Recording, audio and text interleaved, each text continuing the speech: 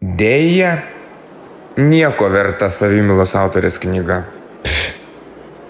Baidla, tikra, ciniška, arogantiška baidla. Pažiūrėkite jos keliamą turinį, šlykštų. Po šio incidento dar šlykštesnė tapo. Ligota mergaitė, man jos ir visuomenės gaila. Gal kas vaikų galėtų pasirūpinti. Bet mama, kiek suprantu, tokia pat ir beje, rašytų prastai. Iš marketingo pusės geras ėjimas. Kuo labiau lietuvius siuntina nahui, tuo labiau jie prisiriša prie elgesio įtakotojų. Abu reikia vienu metu. Agnei tuščias žmogus, tokios kasdieninės virtuvės temos. Gilumos 5 cm balos turinio. Nuoširdžiai keista, kaip tokiam amžiuje išlaikiusi infantilumą. Moteris, kuri primena tuščią kibirą. Drabstosi, taškosi, putoja, bjauru. Be emocinės pusiausvyros, galimai serganti depresija.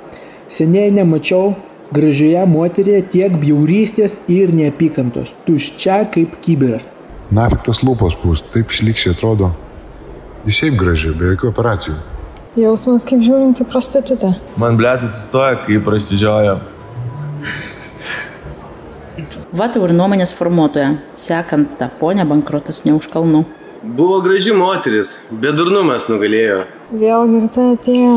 Jeigu rimtai kokia šlykšti Agnė. Mažai naudingos ar dar negirdėtos informacijos. Visiškai nepatiko spalvų aprašymas, kuris simbolizuoja darbštumą, kuri gerumą, kuri sumanumą. Gražios nuotraukos, patiko autorės saviironija. Agnija Gilavičiūtė yra psichopatė. Rekomenduočiau jai padaryti lobotomiją, kol nevėlu. Jos dabar niekas nedulkina, tai visai nučiuožęs stogelis. Pagal jos veiksmus galima teigti, kad ji neprognozuojama. Iš principo neklausau prostitučių išminties, bet iš komentarų matyti, kad žemiau pulti vargu ar yra. Jausmas kaip žiūrinti prostitutę. Vėl girta atėjo, jeigu rimtai, kokia šlykšti Agnė. Liūdnas vaizdas su šita žvaigždė yra. Geso ir užgeso. Įspūdingiau jau nebebus. Matėm, girdėjom leksikonai iš širdies. Visas veidas kaip gumbuotos padangos. Tai juk pasityčiojimas iš Agnės ir iš žiūrovų. Ji tikrai apsinešusi. Arba ji tokia yra. Tada vargšas jos vaikas. Kalbėsina tai kaip visiškos degradės. Mūsų kiemo narkomanai tai bjauriai nekalba. Visi galite eiti nahui. Vėl girta atėjo, jeigu rimtai kokia šlykšti Agnė. Liūdnas vaizdas su šita žvaigžde. Geso, gesė ir užgeso.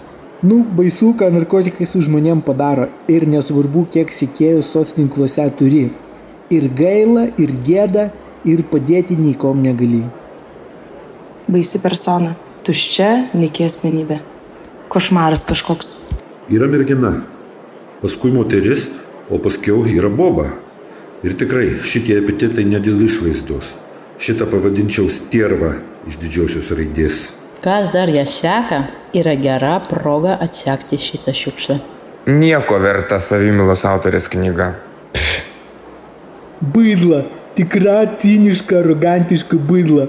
Pažiūrėkite jos keliamą turinį, šlykštų. Po šio incidento dar šlykštesnė tapo. Ligota mergaitė, man jos ir visuomenės gaila. Gal kas vaikų galėtų pasirūpinti. Bet mama, kiek suprantu, tokia pat ir beje, rašytų prastai. Iš marketingo pusės geras ėjimas. Kuo labiau lietuvius siuntina nahui, tuo labiau jie prisiriša prie elgesio įtakotojų. Abu reikia vienu metu.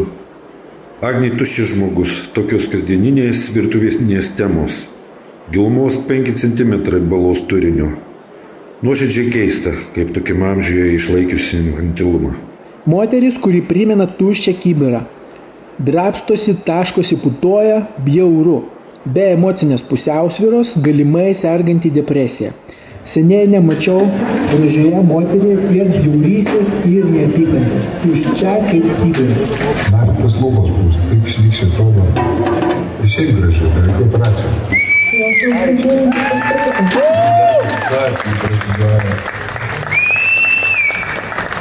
Va tau ir nuomonės formuotoja, sekant tą ponę bankrotas ne už kalnų. Buvo graži moteris, bet durnumas nugalėjo. Vėl girta atėjo. Jeigu rimtai kokia šlykšti Agnė. Mažai naudingos ar dar negirdėtos informacijos. Visiškai nepatiko spalvų aprašymas, kuris simbolizuoja darbštumą, kuri gerumą, kuri sumanumą. Gražios nuotraukos, patiko autorius.